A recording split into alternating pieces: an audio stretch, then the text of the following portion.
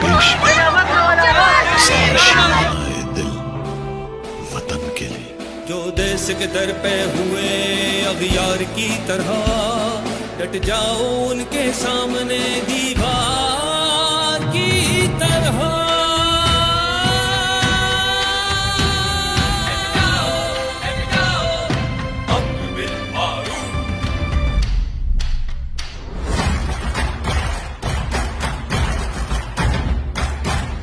के लिए आवाज उठाना फर्ज है, वो अम्र बिल मारूफ की ललकार की तरह।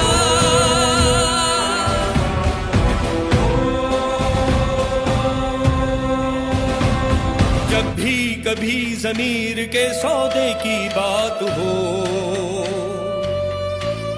डट जाओ तुम हुसैन के इनकार की तरह।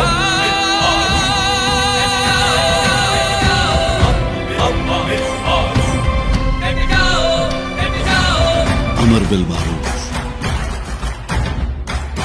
हक के लिए आवाज उठाना फर्ज है, वो अम्र बिल मारूफ की ललकार की तरह।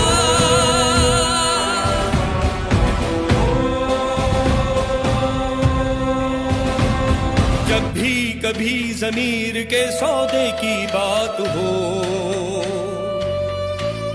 डट जाओ तुम हुसैन के इनकार की तरह।